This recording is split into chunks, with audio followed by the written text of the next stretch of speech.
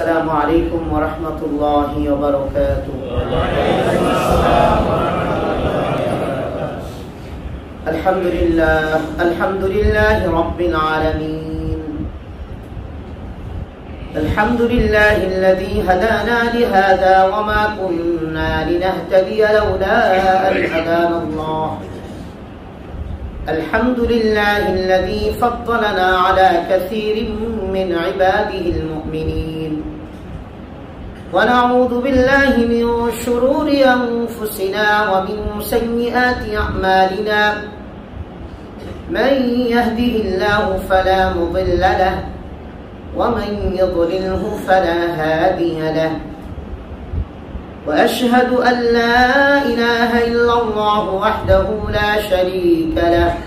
وأشهد أن محمدا عبده ورسوله أرسله بالحق بشيرا ونذيرا وداعيا إلى الله بإذنه وسراجا منيرا.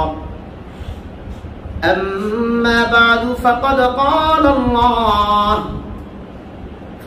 قال الله سبحانه وتعالى في كلامه المجيد والفرقان الحميد. أعوذ بالله من الشيطان الرجيم. بسم الله الرحمن الرحيم. وأنكحوا الأيام منكم والصالحين من عبادكم وإمائكم إن يكونوا فقراء يغنهم الله من فضله والله واسع عليم. وقال رسول الله صلى الله عليه وسلم: تزوجوا الودود الولود فإني مكاثر بكم الأمم. أو كما قال النبي صلى الله عليه وسلم: آمنت بالله صدق الله مولانا العظيم وصدق رسوله النبي الكريم ونحن على ذلك لمن الشاهدين والشاكرين والحمد لله رب العالمين. اللهم صل على محمد وعلى آل محمد كما صليت على إبراهيم وعلى آل إبراهيم إنك حميد مجيد. اللهم بارك على محمد وعلى آل محمد كما باركت على إبراهيم وعلى آل إبراهيم إنك حميد مجيد. আলহামদুলিল্লাহ, সকল প্রশংসা সেই মহান রব্বুল আলামিনের জন্য, যিনি আমাকে আপনাকে সৃজন করেছেন, সৃষ্টি করেছেন মানুষ হিসেবে। পাশাপাশি রব্বুল আলামিন আমাদেরকে ঈমানের মতো, ইসলামের মতো, কোরআনের মতো নিয়ামত দিয়ে সম্মানিত করেছেন। যে রব না চাইতেই এত কিছু নিয়ামত দিয়ে আমাদেরকে সম্মানিত করলেন, সেই মহান রবের আলিশান দরবারে আমরা কালিমাতুশ শুকুর ও সুজুদ জানাই। সকলেই দিল থেকে কালিমাতুশ শুকুর আদায় করি, আলহামদুলিল্লাহ। মুহতারাম হাজিরিন, আমরা দীর্ঘ প্রায় 6 জুমা থেকে আমরা ধারাবাহিকভাবে আলোচনা করছিলাম যে মা বাবার উপরে সন্তানের কি কি হক আছে, এবং এর পূর্বেও আমরা সন্তানের উপরে মা বাবার কি হক এ ব্যাপারে প্রায় আমরা 6 জুমায় আলোচনা করেছিলাম। আমরা এখন আলোচনা করছি যে মা বাবার উপরে সন্তানের কি কি হক রয়েছে। এ ব্যাপারে গত জুমায় আমরা বলেছিলাম, আমরা আলোচনা করছিলাম যে মোটামুটি 3টি হক, 3টি হকের প্রত্যেকটিতেই আপনার বিশদ আলোচনা করা হয়েছে। যেমন প্রথম হক সন্তানের একটি সুন্দর নাম রাখা, এ ব্যাপারে আমরা প্রায় 2-3 জুমা আলোচনা করেছি। গত জুমায় আমরা আলোচনা করেছিলাম যে সন্তানের একটি বড় হক হচ্ছে সন্তানকে ধর্মীয় শিক্ষায় শিক্ষিত করা তথা সন্তানকে ধর্মের জ্ঞান উপহার দেওয়া, সন্তানকে শিষ্টাচার শিক্ষা দেওয়া, ভদ্রতা শিক্ষা দেওয়া, ইসলামী তাহজিব, তামাদ্দুন, কালচার, সংস্কৃতি, রীতিনীতি শিক্ষা দেওয়া, এটা মা বাবার উপরে সন্তানের হক, সন্তানের পাওনা। এটা যদি মা বাবা এই হকটি সন্তানকে না দেয়, তাহলে অবশ্যই মা বাবা তথা বাবাকে রব্বুল আলামিনের আদালতে সন্তান দাঁড় করিয়ে দিবেন কিয়ামতের দিন। এই জন্য আমরা এ ব্যাপারে গত জুমায় বেশ বিশদ আলোচনা করেছি এবং ইতপূর্ব জুমাগুলোতেও আলোচনা হয়েছে যে মা বাবার উপরে সন্তানের ধর্মীয় কি কি হক আছে। গত জুমায় এ ব্যাপারে আলোচনা করতে গিয়ে আমরা আলোচনা করেছিলাম যে অন্তত 5টি বিষয়ের ইলম প্রতিটি মুসলমানের অর্জন করা ফরজ আইন।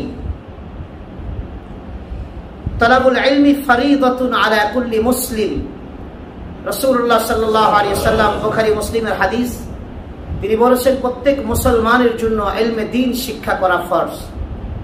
কতটুকু শিক্ষা করা ফরজ, ফরজের মানদণ্ড কতটুকু, গণ্ডি কতটুকু, এ ব্যাপারে আমরা গত জুমায় বিশদ আলোচনা করেছি।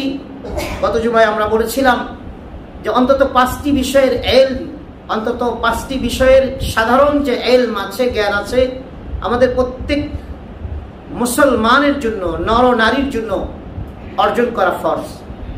1 নম্বর বলা হয়েছিল ঈমান ও আকায়েদ। ঈমান ও আকীদা সম্পর্কে আমাদের প্রাথমিক যতগুলো জ্ঞান আছে এগুলো আমাদের সংগ্রহে রাখতে হবে তথা আমাদের ইলম অর্জন করতে হবে ঈমান ও আকায়েদ সম্পর্কে। 2 নম্বর বলা হয়েছিল আমল সম্পর্কে। আমলের যতগুলো বিষয় আছে, ইসলামে যতগুলো আমল আছে, ফরজ ওয়াজিব, সুন্নতে মুআক্কাদা, নফল, এই সমস্ত আমলগুলোর ব্যাপারে আমাদের জানা ফরজ। তারপর আমরা আলোচনা করেছিলাম মুআমালাত সম্পর্কে তথা পারস্পরিক লেনদেন কিভাবে করবে, পারস্পরিক লেনদেনটা কিভাবে হবে, ব্যবসা বাণিজ্য এর মধ্যে শামিল। তো লেনদেন সংক্রান্ত বিষয়গুলো আমাদের জানা দরকার, কারণ সমাজে যেহেতু আমরা মানুষ, আমাদের সমাজকে ঠিক রাখার জন্য, পারস্পরিক সম্পর্ক ঠিক রাখার জন্য আমাদের লেনদেনটা ঠিক রাখতে হবে। লেনদেন সংক্রান্ত মাসালাগুলো আমাদের জানতে হবে। নাম্বার 4, মুআশারা। মানুষ পৃথিবীর সবচেয়ে সামাজিক জীব। মানুষ পরস্পরের সাথে সামাজিক সম্পর্ক, রক্তের সম্পর্ক, আত্মীয়তার সম্পর্ক, এই সব কিছুকে ঠিক রাখার জন্য মুআশারাত সম্পর্কে আমাদের জ্ঞান অর্জন করতে হবে। সর্বোপরি আখলাকিয়াত, 5 নম্বর হচ্ছে আখলাক। উত্তম চরিত্র কি কি জিনিসের ভিতরে আছে বা কি কি জ্ঞান অর্জন করলে আমরা উত্তম চরিত্রের অধিকারী হতে পারি, এ ব্যাপারে আমাদের জ্ঞান অর্জন করতে হবে। এই 5টি বিষয়, ঈমান ও আকায়েদ, আমল, মুআমালাত, মুআশারাত, আখলাকিয়াত, এই 5টি বিষয় প্রত্যেক মুসলমানের উপরে, এই 5টি বিষয়ের অন্তত প্রাথমিক পর্যায়ে, একেবারে গভীর না পারলেও অন্তত প্রাথমিক পর্যায়ের জ্ঞান অর্জন করা প্রত্যেক মুমিন নরনারীর উপরে রব্বুল আলামিন ফরজ করে দিয়েছেন। তো এ ব্যাপারে আমরা একটা সহায়ক একটা কিতাবের নাম বলতে পারি, যে কিতাবটা যদি আমরা প্রত্যেকেই অধ্যয়ন করি, যে কিতাবটা এই আঙ্গিকেই লেখা আছে, আমরা যদি প্রত্যেকেই অধ্যয়ন করতে পারি, ঘরে রাখতে পারি এবং ঘরবাসীদেরকে নিয়ে প্রতিনিয়ত তালিম করতে পারি, নিজেরা মুখস্থ করতে পারি, নিজেরা প্রতিদিন প্র্যাকটিস করতে পারি, তাহলে আশা করি আমাদের জন্য এই 5টি প্রকারের জ্ঞান অর্জন ঘরে বসেও সম্ভব। হ্যাঁ, বিশদ সম্ভব নয় এবং এর মধ্যেও অনেক বিষয়, কিছু জটিলতা থেকে যায়, সেগুলো উলামায়ে কেরামের কাছ থেকে আমরা কি করে নিব, আমরা সমাধান করে নিব। কিন্তু এই কিতাবটি আমরা পড়লে সবকিছু জানা যাবে না, তবে অনেক কিছুই আমরা জানতে পারবো ইনশাআল্লাহ। এবং আমরা এই কিতাবের নাম একাধিকবার আগেও বলেছি, আবারও বলছি, আমি মনে করি যে উলামায়ে কেরাম মনে করেন যে এই কিতাবটি আমাদের ঘরে রাখা প্রত্যেকেরই জরুরি। সেই কিতাবের নাম হচ্ছে আহকামে জিন্দেগি। কিতাবের নাম কি ভাই? আহকামে জিন্দেগি। জীবনের হুকুম আহকামগুলো এখান থেকে জানা যাবে। যদিও কিতাবটি গত 10, 12, 15 বছর আগে লেখা হয়েছে, বাকি এই কিতাবের মূল বিষয়গুলো 1400 বছর আগে থেকেই লেখা ছিল। লেখক শুধুমাত্র কি করেছেন, সমন্বয় করেছেন, সংকলন করেছেন। সম্মানিত ভাই, আহকামে জিন্দেগি নামক কিতাবটি যদি আমরা প্রত্যেকেই ঘরে রাখি এবং নিয়মতান্ত্রিকভাবে ঘরের বাসিন্দাদেরকে নিয়ে, ফ্যামিলি মেম্বারদেরকে নিয়ে যদি আমরা অন্তত প্রতিনিয়ত আধা পৃষ্ঠা হোক, 1 চ্যাপ্টার হোক, 2 লাইন হোক, একটা মাসালা হোক, যদি আমরা তালিম করতে পারি, জানতে পারি। হাদিসে তো রাসূলুল্লাহ সাল্লাল্লাহু আলাইহি ওয়াসাল্লাম বলেছেন, কোন ব্যক্তি যদি একটা শরীয়তের একটা মাসআলা জানে, তো 1000 রাকাত নফল নামাজ পড়ার চেয়ে তার আমলনামায় বেশি পরিমাণ নেকি দান করা হবে। 1000 রাকাত নফল নামাজ, যেটা আমাদের পক্ষে, আমাদের মতো দুর্বল ইমানদারদের পক্ষে কত বছরে যে পসিবল আল্লাহ পাক ভালো জানেন, কত বছরে যে সম্ভব আল্লাহ পাক ভালো জানেন। কিন্তু আমরা একটা ছোট্ট মাসআলা আমরা 1 মিনিটে, আমরা 30 সেকেন্ডেও জানতে পারি, এবং এটা জানার দ্বারা আল্লাহ তাআলা আমাদের আমলনামায় 1000 রাকাত নফল ইবাদতের নেকি দান করে দিবেন। এজন্য আমরা অনুরোধ করব, যাদের ঘরে ফাজাইলে আমাল আছে তারা অবশ্যই আহকামে জিন্দেগিটা রাখবেন। যাদের ঘরে ফাজাইলে আমাল নাই, ওটা হচ্ছে ফজিলত সম্পর্কে, ফাজাইলে আমালটা হচ্ছে ফজিলত সম্পর্কে আপনার হাদিস গ্রন্থ, আর আহকামে জিন্দেগিটা হচ্ছে মাসাইল সংক্রান্ত বিষয়। এই মাসাইল সংক্রান্ত বিষয়টা আমরা পড়বো, বাকি আমরা কেউ কাউকে মাসআলা দিতে যাব না। আমরা যারা নিজেরা মুফতি নয়, আমরা নিজেদের চলার জন্য পড়তে পারি, বাট অন্যকে বলার জন্য আমরা নিজেরা কখনো আমরা ফতোয়া দিব না। ওলামায়ে কেরাম যারা আছেন, মুফতিয়ানে কেরাম যারা আছেন, আমরা তাদের কাছেই, আমরা জনসাধারণকে কেউ যদি জানতে চায়, আমার জানা থাকলেও আমি চুপ থাকবো, আমি বলবো না। আমি নিজে পড়ার জন্য, নিজে জানার জন্য আমরা এটা পড়বো ইনশাআল্লাহ। সম্মানিত ভাই, তাহলে 3টি কাজ মিশকাত শরীফের হাদিস অনুযায়ী আমরা জানতে পারি যে সন্তানের জন্য বাবার 3টি জিনিস ফরজ, তথা বাবাকে সন্তানকে দিতে হবে। নাম্বার 1, সুন্দর একটি নাম। নাম্বার 2, ধর্মীয় শিক্ষায় অন্তত এই প্রাথমিক পর্যায়ে এই যে জ্ঞান, এই জ্ঞানগুলো দেওয়ার জন্য সন্তানকে, বাবাকে চেষ্টা করতে হবে। নাম্বার 3, সন্তান যখন প্রাপ্তবয়স্ক হবে, সন্তান যখন প্রাপ্তবয়স্ক হবে এবং উপযুক্ত পাত্রী বা পাত্র পাওয়া গেলে সন্তানকে বিবাহ করায় দেওয়া। যদি উপযুক্ত পাত্র বা পাত্রী পাওয়ার পরেও যদি সন্তানকে পিতা বিবাহ না করায়, তাহলে অবশ্যই পিতা রব্বুল আলামিনের আসামির কাঠগড়ায় দাঁড়াতে হবে। যদি বিবাহের আগ পর্যন্ত বিবাহ সংক্রান্ত কোনো গুনাহ সন্তানের দ্বারা সংঘটিত হয়ে যায়, যৌনতা সংক্রান্ত কোনো গুনাহ সন্তানের দ্বারা যদি সংঘটিত হয়ে যায়, তাহলে অবশ্যই এই গুনাহের ভাগীদার বাবাও হবে। যেহেতু বাবার দায়িত্ব ছিল এটা একটি, যে বাবা সন্তান প্রাপ্তবয়স্ক হয়ে গেলে উপযুক্ত পাত্র বা পাত্রী পেলে সন্তানকে কি করাবে? বিবাহ করাবে। উপযুক্ত পাত্র পাত্রীর মানদণ্ড ইসলাম অনলি ফর দিয়েছেন ঈমান ও আমল। উপযুক্ত পাত্র পাত্রীর মানদণ্ড ইসলাম কতটুকু দিয়েছে বলেন? ঈমান ও নেক আমল, আর কিছু নয়। লোকটার ঈমান ঠিক আছে কিনা, নেক আমল করে কিনা, নামাজি কিনা ছেলেটা, ঈমান ঠিক আছে, কোনো বেদাতি, কোনো গায়রে শরা তথা কোনো ভণ্ড পীরের মুরিদ না, কোনো বেদাতি না, কাদিয়ানি না, ছেলেটা আহলে সুন্নাহ ওয়াল জামাতের আকীদা লালন করে এবং ছেলেটা নামাজি 5 ওয়াক্তের নামাজ পড়ে। ইসলাম বলে ও হচ্ছে তোমার জন্য উপযুক্ত পাত্র। ঠিক মেয়েটার ক্ষেত্রেও এমন, মেয়েটা সুন্দর অসুন্দরী, বড়লোক বাবার, ছোট লোক বাবার, এগুলো কোনো ইসলাম মানদণ্ড দেখে নাই। ইসলাম শুধু মানদণ্ড দেখেছে মেয়েটা যদি তার ঈমান ঠিক থাকে আর তার যদি আমল ঠিক থাকে, তাহলে এই মেয়ে হচ্ছে উপযুক্ত মেয়ে তোমার সন্তানের জন্য। সম্মানিত ভাই, উপযুক্ততার মানদণ্ড ইসলাম কি খুব বড় করে দিয়েছেন? কথা বলেন, ইসলাম খুব বড় করে দিয়েছেন।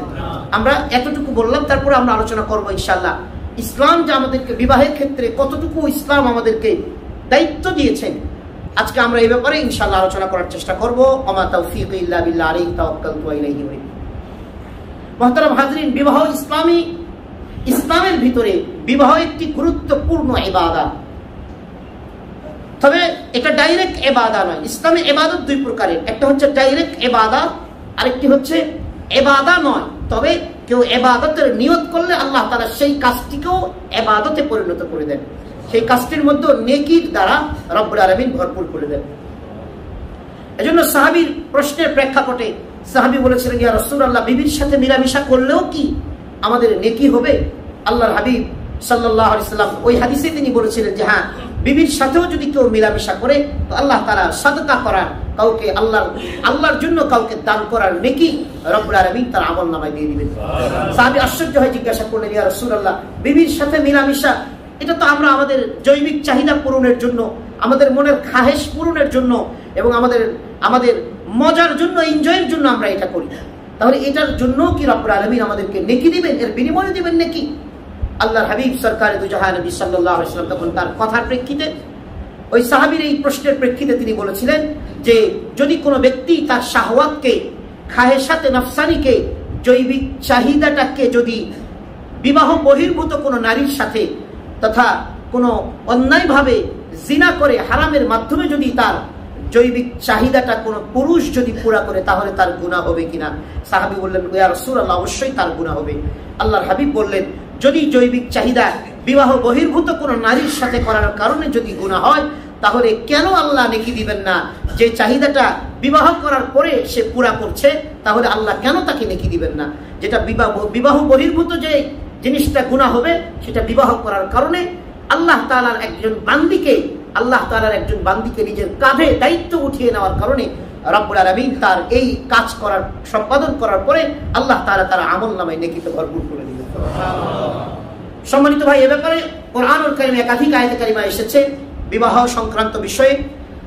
আমরা ইনশাআল্লাহ এই ব্যাপারে আলোচনা করব, কারণ এই ব্যাপারে আমাদের অধিকাংশ মানুষ আমরা জাহালাতের ভিতরে, অজ্ঞতার ভিতরে রয়ে গিয়েছি। আজকে সমাজের পরিস্থিতি খুবই বাজে সমাজের পরিস্থিতি। মেয়েদের বিয়ের ক্ষেত্রে না ছেলেদের বিয়ের ক্ষেত্রে আমাদের সমাজে আমরা একটা টেন্ডেন্সিতে ভুগছি, এবং আমাদের সমাজে বিবাহ শাদীর ক্ষেত্রে যে টেন্ডেন্সিটা আমরা পেয়েছি, যাদের মেন্টালিটিটা আমরা বহন করি, সেটা হচ্ছে এই ভারতীয় হিন্দুদের মেন্টালিটিটা আমাদের সমাজে, বাঙালি সমাজের অন্তত আমরা ভারতের হিন্দু সম্প্রদায়ের মেন্টালিটিটা বিবাহ শাদীর ক্ষেত্রে আমরা বহন করি। মুহতারাম হাজির, এই ব্যাপারে রব্বুল আলামিন কোরআনুল কারীমের মধ্যে কি বলেছেন? রব্বুল আলামিন সূরাতুন নূর 32 নম্বর আয়াত, 18 নম্বর পারার 13 নম্বর পৃষ্ঠা রব্বুল আলামিন পরিষ্কার করে বলে দিয়েছেন, ওয়ানকিহুল আয়ামা মিনকুম ওয়াস-সালিহিনা মিন ইবাদিকুম ওয়া ইমাইকুম ইন ইয়াকুনু ফুকারা ইগনিহিমুল্লাহু মিন ফাদলিহি ওয়াল্লাহু ওয়াসিউন আলীম। আল্লাহ তাআলার বান্দা রব্বুল আলামিন তার তহিন ভাষায় পরিষ্কার করে রব্বুল আলামিন জানিয়ে দিলেন, ওয়ানকিহুল আয়ামা মিনকুম ওয়াস-সালিহিনা মিন ইবাদিকুম ওয়া ইমাইকুম। রব্বুল আলামিন বলেন, ও আমার বান্দা বান্দীরা, তোমাদের মাঝে তথা তোমাদের সন্তানাদির মাঝে যারা অবিবাহিত আছে বা যারা বিপত্নিক আছে, তাদেরকে বিবাহ করে দাও, বা যারা বিপত্নিক আছে তাদের পত্নীর ব্যবস্থা করে দাও। এবং তোমাদের মাঝে যে সমস্ত গোলাম বাদী আর দাসী আছে, তোমরা তাদের মধ্যে যারা নেককার, তাদেরকেও তোমরা বিবাহ শাদীর ব্যবস্থা করে দাও। ওয়ানকিহুল আয়ামা মিনকুম, ওয়ানকিহু এটা আদেশসূচক শব্দ। আল্লাহ বলছেন বিবাহ করিয়ে দাও তোমাদের মাঝে যারা অবিবাহিত আছে, বিপত্নিক আছে।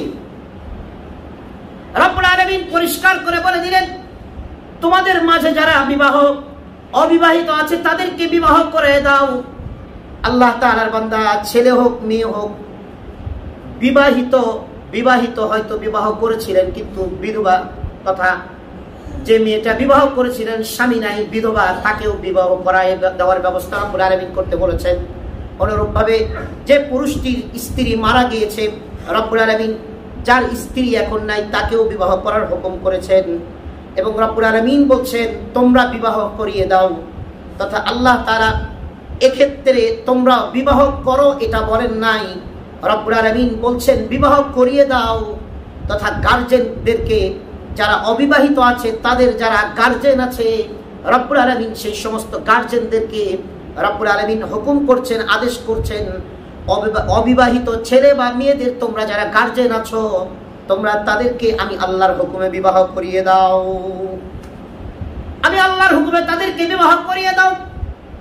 বিবাহ করার ক্ষেত্রে সবচেয়ে তোমাদের যেটা প্রতিবন্ধক, সবচেয়ে যেটা বাধা সৃষ্টি করে তোমাদের সমাজে, তোমাদের কাছে, আমি রব্বুল আলামিন সেই বিষয়টা খুব ভালো করে জানি। সেটি হচ্ছে তোমরা বিবাহ করার আগে তোমরা অর্থনৈতিক টেনশন করো, চিন্তা করো। রব্বুল আলামিন সূরাতুন নূরের 32 নম্বর আয়াতে পরিষ্কার করে বলে দিলেন, ইন্নাকুনু ফুকারা ইগনিহিমুল্লাহু মিন ফাদলি। রব্বুল আলামিন বলছেন, ও বান্দা, বিবাহ করার নিয়ত করো যদি গরীব হয়ে থাকো, বিবাহ করার নিয়ত করো আর বিবাহ করো। আমি আল্লাহ বিবাহের বরকতে আমি আল্লাহ তোমাকে ধনী বানিয়ে দিব। এই ইয়াকুনু ফুকারা, যদি তোমরা হও দরিদ্র, যদি তোমরা হও গরিব, যদি তোমরা হও ফকির, আইগনিহিমুল্লাহু মিন ফাদলি, তোমাদের রব তোমাদেরকে অনুগ্রহ করে বিবাহের ওসিলায় তোমাদেরকে তোমাদের রব ধনী বানিয়ে দিবে।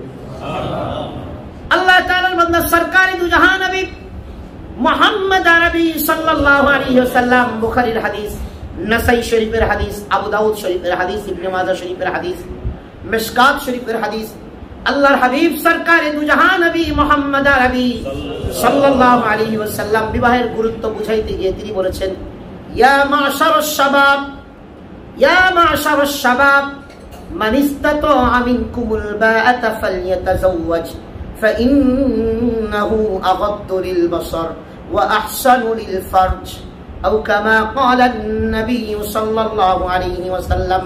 আল্লাহর হাবিব সরকারে দু জাহান নবী মুহাম্মদ আরবি সাল্লাল্লাহু আলাইহি ওয়াসাল্লাম পৃথিবীর তাবৎ সমস্ত যুবকদেরকে, যুবতীদেরকে রব্বুল আলামিন বলছেন, ইয়া মাশারাশ শাবাব, হে যুবক সম্প্রদায়, হে যুবতী সম্প্রদায়, মান ইসতাতাআ মিনকুমুল বাআতা ফালইয়াতাযাওয়াজ, তোমাদের মধ্যে যারা বিবাহ করার সামর্থ্য রাখো তোমরা বিবাহ করো।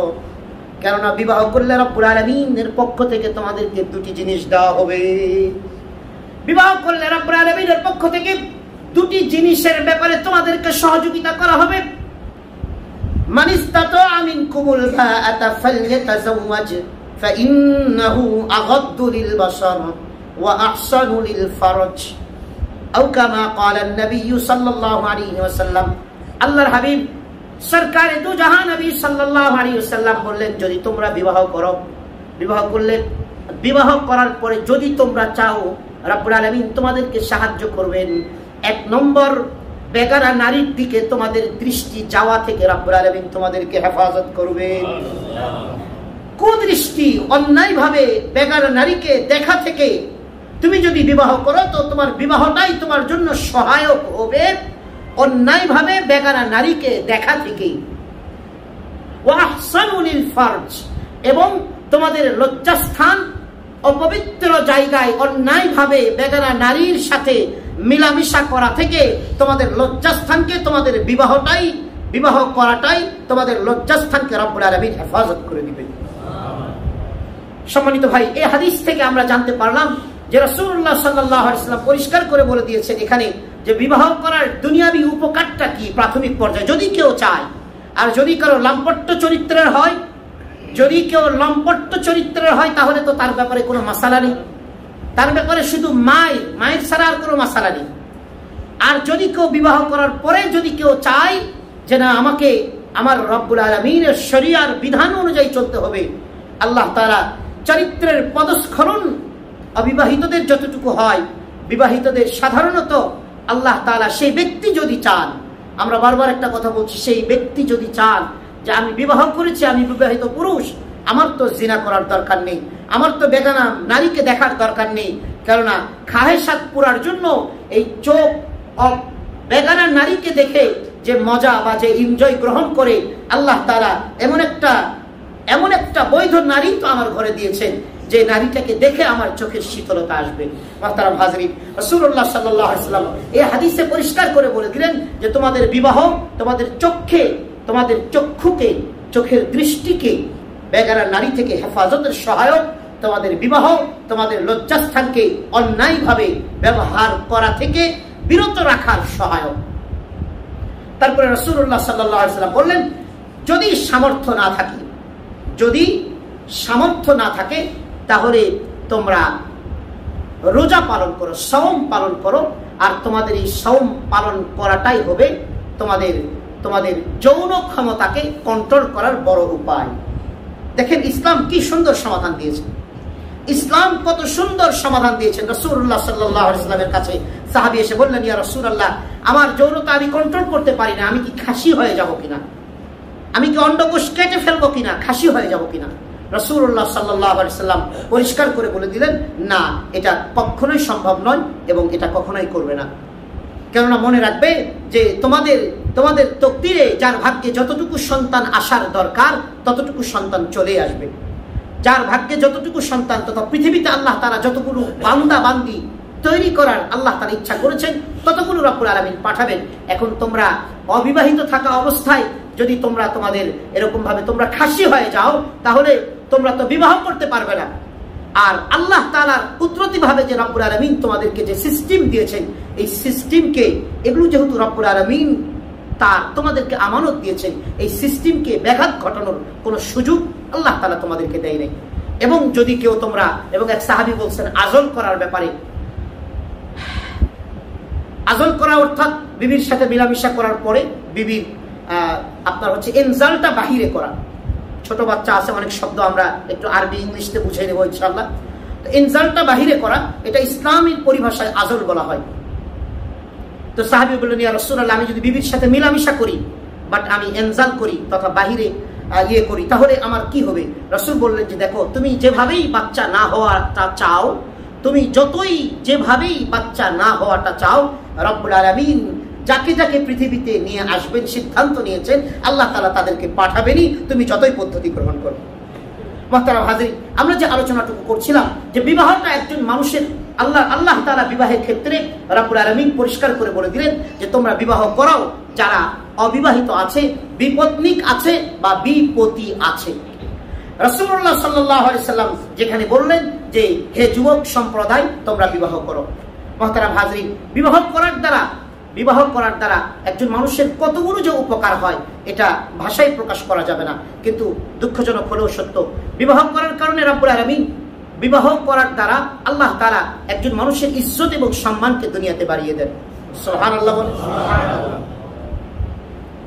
আপনি দেখুন একটা বিষয় যে আমাদের সমাজে আচ্ছা দুজন মানুষ একজন পোশাক পরিহিত আর একজন পোশাক খোলা, দেখতে কাকে সুন্দর লাগবে? পোশাক খোলা বলতে ফরজ ঠিক আছে, গায়ে কাপড় নেই কোনো, একজনের গায়ে কাপড় আছে পোশাক আছে আর একজনের গা খালি, দেখতে কাকে সুন্দর লাগবে?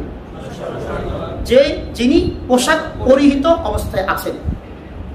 মুহতারাম হাজিরিন, রব্বুল আলামিন তো বিবিকে স্বামীকে বিবির পোশাক বলে অভিহিত করেছেন কোরআনে। আল্লাহু আকবার, আরো জোরে বলেন না আল্লাহু আকবার। রব্বুল আলামিন কোরআনুল কারীমের মধ্যে সূরাতুল বাকারার 187 নম্বর আয়াত 2 নম্বর পারার 7 নম্বর পৃষ্ঠা রব্বুল আলামিন বলেছেন হুন্না লিবাসুল লাকুম ওয়া আনতুম লিবাসুল লাহুন্না। রব্বুল আলামিন পরিষ্কার করে বলে দিলেন যে দুনিয়ার পুরুষরা আমি আল্লাহ তোমাদের স্ত্রীদেরকে তোমাদের জন্য পোশাক বানিয়েছি। ও দুনিয়ার নারীরা আমি আল্লাহ তোমাদের স্বামীদেরকে তোমাদের জন্য আমি আল্লাহ পোশাক হিসাবে দুনিয়াতে পাঠিয়েছি। একে অপরের পরিপূরক। একজন মানুষ পোশাক পরলে তার যেমন সম্মান বেড়ে যায়, সৌন্দর্য বেড়ে যায়, তাকে মানুষ পোশাকের ওসিলায় অনেক সময় মানুষ সম্ভ্রান্ত অসম্ভ্রান্ত এটা বুঝে ফেলে। যদিও স্বতন্ত্রভাবে আল্লাহ তাআলার কাছে পোশাকের ওইভাবে আলাদা কোনো মানদণ্ড নেই। হ্যাঁ, কোরআনে এটাও বলেছে অরিশা, পোশাকের দ্বারা আল্লাহ পোশাককে আল্লাহ তাআলা আপনার হচ্ছে ইয়া বানি আদম ক্বাদ আনজালনা আলাইকুম লিবাসা। আল্লাহ তাআলা সূরাতুল আরাফের মধ্যে বলেছেন, সূরাতুল আরাফের 23 নম্বর আয়াত 8 নম্বর পারার 12 নম্বর পৃষ্ঠায় বলেছেন ইয়া বানি আদম, হে বনি আদম, ক্বাদ আনজালনা আলাইকুম লিবাসা, আমি আল্লাহ তোমাদের জন্য অবতীর্ণ করেছি, তোমাদেরকে দিয়েছি লিবাস, তোমরা লিবাসকে পরিধান করো এবং অরিশা এবং লিবাসটা তোমাদের সৌন্দর্য বর্ধন করে। এটা আল্লাহ কোরআনে বলেছেন। হ্যাঁ, স্বতন্ত্র লিবাসের কারণেই আল্লাহ তাআলার কাছে কারো মানদণ্ড বেড়ে যাবে এরকম এটা মূল বিষয় নয়। মূল বিষয়টা হচ্ছে লিবাসটা এটা আল্লাহ তাআলার কর্তৃক আমাদের জন্য একটা সৌন্দর্য বর্ধনের একটি পোশাক। সম্মানিত ভাই, তো সাধারণ কাপড়টা রব্বুল আলামিন কর্তৃক যেমন সৌন্দর্য বর্ধনের একটি বিষয়, সৌন্দর্য বর্ধনের যেমন এই পোশাকটা মানুষকে অনেক সহযোগিতা করে, তো ঠিক রব্বুল আলামিন একই কথা পোশাকের কথা, বাহ্যিক পোশাকের কথা যেমনি ভাবে আল্লাহ কোরআনে বলেছেন, স্ত্রী নামক পোশাকের কথাও রব্বুল আলামিন কোরআনেই বলেছেন। তো বাহ্যিক পোশাক যেমন আমরা নিজেদের মান মর্যাদা বৃদ্ধির জন্য, নিজের সম্মান বৃদ্ধির জন্য বা নিজেকে সৌন্দর্যভাবে মানুষের সামনে নিজেকে প্রেজেন্টেশন করার জন্য, উপস্থাপন করার জন্য আমরা পরে থাকি, তো ঠিক মুহাদ্দিসিনে কেরাম মুফাসসিরিনে কেরাম আলোচনা করেছেন যে ঠিক অনুরূপভাবে একজন মানুষ যখন বিবাহের পোশাক পরে তো রব্বুল আলামিন তাকে অন্যান্য মানুষের কাছে সম্মানের পাত্র বানিয়ে দেন। সম্মানিত ভাই, আমাদের সমাজে বিবাহ ক্ষেত্রে, বিবাহ করার ক্ষেত্রে প্রতিবন্ধকতাগুলো কি কি। অথচ ইসলাম বিবাহটাকে এত গুরুত্ব দিয়েছেন।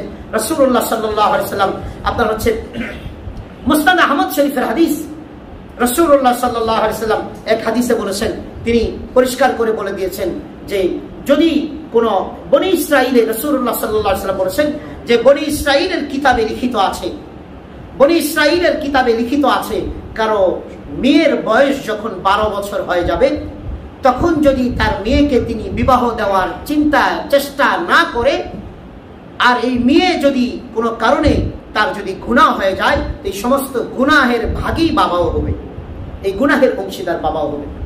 ওমর ইবনে খাত্তাব থেকে হাদিসটি বর্ণিত, মুসনাদ আহমদ শরীফে এসেছে।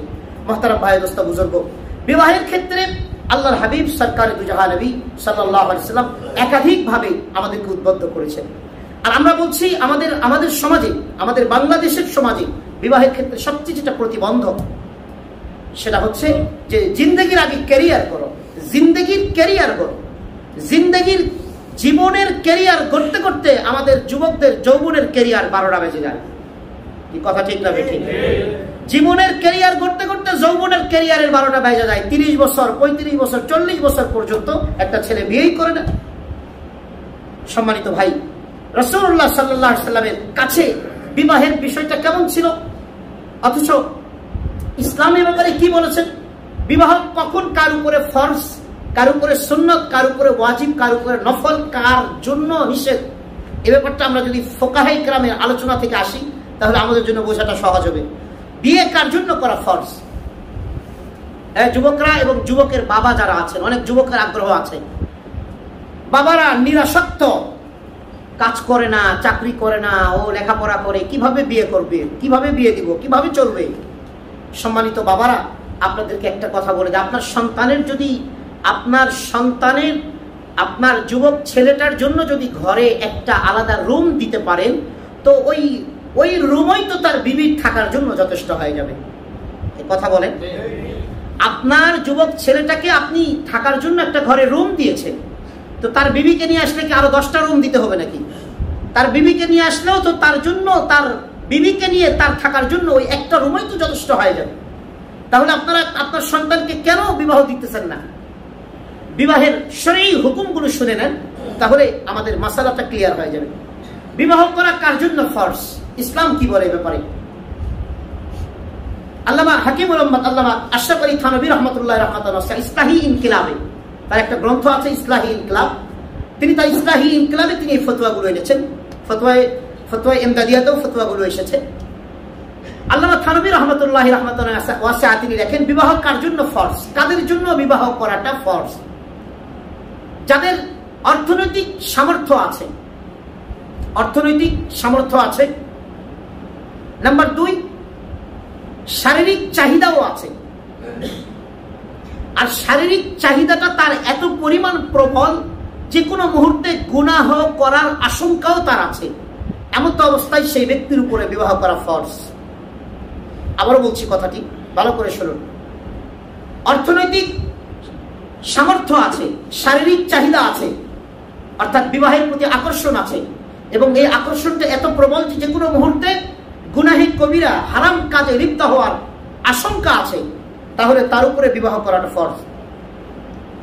থানভী রহমতুল্লাহ লিখেছেন যে হারাম কাজে লিপ্ত হওয়ার আশঙ্কা, এটার মানদণ্ড দিতে গিয়ে তিনি বলেছেন, হারাম কাজ এটাকেও বলে ইস্তিমনা বিল ইয়াদ করা, কুদৃষ্টি দেওয়া, পর নারীর প্রতি কুদৃষ্টি দেওয়া, এটাও হারাম কাজ।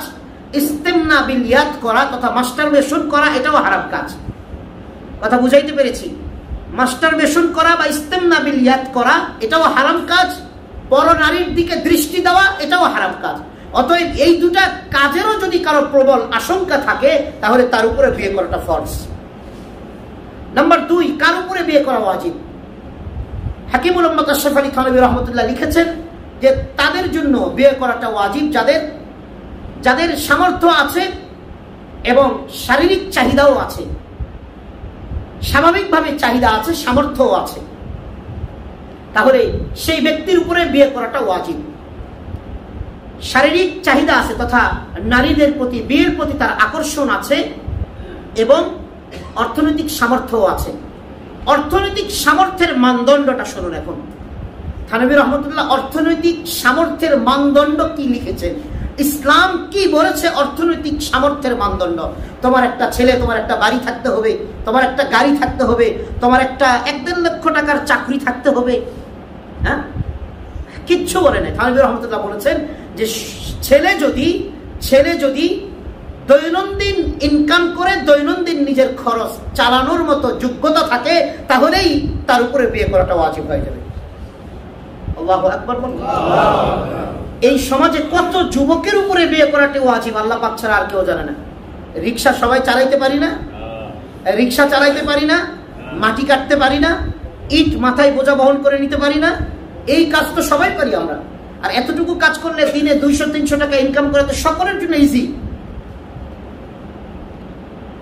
সম্মানিত ভাই, ইসলাম পরিষ্কার করে বলে দিয়েছেন তার উপরে বিয়ে করাটা ওয়াজিব, যে দৈনন্দিন এতটুকু ইনকাম করতে পারে, যে দিনে এনে দিনে খেতে পারে, জমে থাকে না, তার জমানোর মতো ইনকাম নাই, তার প্রতিদিন 200 টাকা তার বাজার লাগে, 200 টাকা ইনকাম করতে পারে। এমত অবস্থায় তার যদি বিবির প্রতি আকর্ষণ থাকে, তাহলে তার উপরে বিয়ে করাটা ওয়াজিব।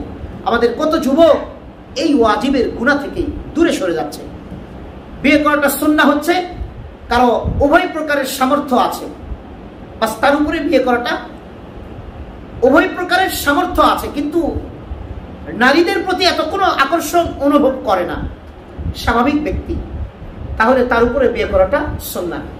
বিয়ে করাটা হারাম হচ্ছে সে ব্যক্তির উপরে যার শারীরিক চাহিদাও নাই, অর্থনৈতিক, যার শারীরিক চাহিদা নাই তথা শারীরিক চাহিদা পুরা করার মতো, বিবির হক আদায় করার মতো যার শারীরিক চাহিদা নাই এবং অর্থনৈতিক চাহিদাও নেই, তাদের জন্য, এই দুই শ্রেণীর ব্যক্তির জন্য বিবাহ করাটা হারাম। সম্মানিত ভাই, রাসূলুল্লাহ সাল্লাল্লাহু আলাইহি সাল্লাম কোনটাকে গুরুত্ব দিয়েছেন? আল্লাহ তাআলার এই আয়াতে কারিমাকে আমাদের গুরুত্ব দেওয়া দরকার। আল্লাহর এই আয়াতে কারিমাকে আমাদের বিশ্বাস রাখা দরকার।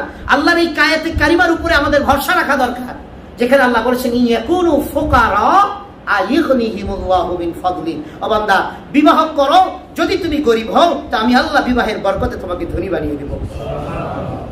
মুহতারাম হাজিরিন, বিবাহ করাটা এক হাদিসে রাসূলুল্লাহ সাল্লাল্লাহু আলাইহি ওয়াসাল্লাম এক হাদিসে পরিষ্কার করে বলেছেন, তুমি বিবাহ করো, আল্লাহ তাআলা তোমাকে রিজিকের ব্যবস্থা করে দিবেন। আর এক হাদিসে এসেছে রব্বুল আলামিনের উপরে ওয়াজিব তিন ব্যক্তির সহায়তা করা, 3 ব্যক্তিকে সাহায্য করা রব্বুল আলামিনের উপরে ওয়াজিব। আল্লাহু আকবার। রব্বুল আলামিন নিজের উপরে ওয়াজিব করে নিয়েছেন 3 ব্যক্তিকে সাহায্য করাটা। 1 নম্বর মুকাতাব, তথা সেই গোলাম, যে গোলাম তার মনিবের সাথে চুক্তি করে, নির্ধারিত একটা অঙ্কের বিনিময়ে চুক্তি করে যে এই টাকাটা আপনাকে পে করতে পারলে আপনি আমাকে আজাদ করে দিবেন। এই গোলামের জন্য আল্লাহ তাআলার সাহায্য করাটা রব্বুল আলামিন নিজের উপরে ওয়াজিব বানিয়ে নিয়েছেন।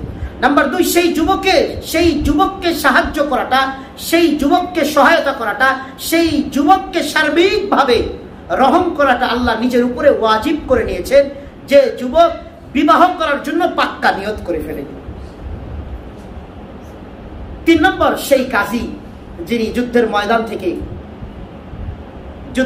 কেউ কেউ বলেছেন মুজাহিদ, যে আল্লাহর রাস্তায় জিহাদ করতে যায়, তাদের উপরেও আল্লাহ তাআলার পক্ষ থেকে সাহায্য করাটা ওয়াজিব হয়ে যায়। কেউ কেউ বলেছেন গাজী, যে সেই গাজী যে যুদ্ধ থেকে, আল্লাহর রাস্তার যুদ্ধ থেকে ফেরত আসে, তাকে সহযোগিতা সার্বিকভাবে করা আল্লাহর উপরে ওয়াজিব হয়ে যায়। সম্মানিত ভাই, আমরা বুখারীর একটি বর্ণনা যদি পাই যে একজন ব্যক্তির কতটুকু সামর্থ্য, কতটুকু অর্থনৈতিক সামর্থ্য, কতটুকু পরিমাণ থাকলে তিনি বিয়ে করতে পারেন। যদি আমরা বুখারীর এই হাদিসটি একাধিক জায়গাতে এসেছে, যদি আমরা এই হাদিসটি সামনে আনি, তাহলে আমাদের বিষয়টা আরো ক্লিয়ার হবে। আমাদের সমাজে সবচেয়ে যে জুজুটা, সবচেয়ে যে ভীতিটা কাজ করে, আমি বিবাহ করলে আমি কি খাওয়াবো, এই কথাটা কাজ করে না সবচেয়ে বেশি? আরে ভাই, হাদিসে তো রাসূলুল্লাহ সাল্লাল্লাহু আলাইহি ওয়াসাল্লাম এক হাদিসে বলেছেন, তোমরা 2 জনের খাবার পাক করলে 3 জনের জন্য যথেষ্ট হয়ে যাবে। সুবহানাল্লাহ বলেন। 2 জনের খাবার পাক করেন না আপনি, 3 জন একসাথে খেতে বসেন, দেখবেন 3 জনের খাবার যথেষ্ট হয়ে যাবে। 3 জনের জন্য পাক করেন, 4 জন 5 জনের জন্য যথেষ্ট হয়ে যাবে। তো আপনারা স্বামী স্ত্রী, আর আপনার একটাই ছেলে সন্তান, আপনি আর একটা বিয়ে করান না আপনার ছেলেটাকে, তাহলে আপনারা 3 জন যে পাক করছেন, আল্লাহর রাসূলের হাদিস অনুযায়ী ওই 3 জনের খাবারটা আরেকটা মেয়ে যাকে নিয়ে আসলেন, আপনি মেহমান হিসাবে এই ঘরে নিয়ে আসলেন, সেই মেয়েটার জন্য তো 3 জনের খাবারটাই যথেষ্ট হয়ে যাবে। কিন্তু আমাদের ভিতরে ক্যারিয়ার, জিন্দগির ক্যারিয়ার করতে করতে যৌন জীবনের ক্যারিয়ার টোটালি ভ্যানিশ হয়ে যায়, ধ্বংস হয়ে যায়, পরে আর কিছুই করতে পারে না। অনেক কিছু আমরা ওয়াজ মাহফিলের মতো বলতে পারি না আমাদের সম্মানিত ভাই, কিন্তু আমাদের চেঞ্জ, মেন্টালিটি একটু চেঞ্জ হওয়া দরকার। মানসিকভাবে মাইন্ড ওর আপনার হচ্ছে আপনার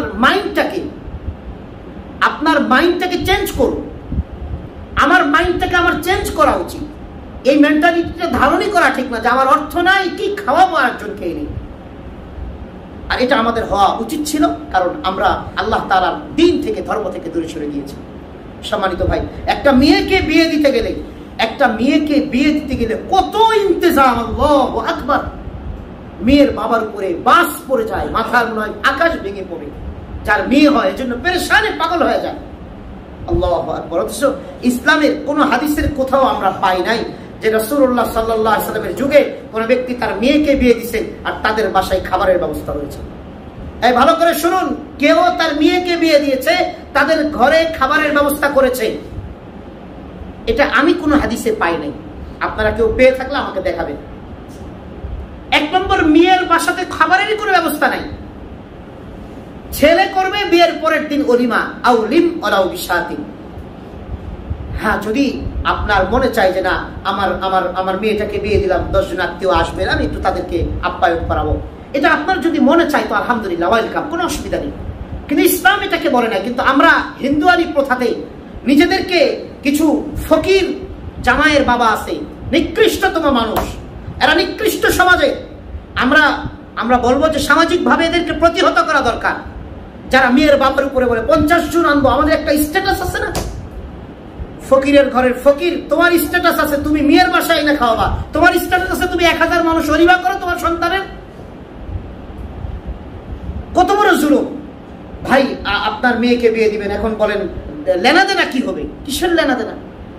লেনাদেনার কোনো মাসালা আছে নাকি শরীয়তে? মেয়েকে বিয়ে দিবেন, লেনাদেনার মাসালা একটাই, ছেলে মেয়েকে কি দিবে, মোহর কি হবে, মোহর ওয়াজিব, মোহর ফরজ, মোহরের ব্যাপারে লেনাদেনার মাসালা আছে।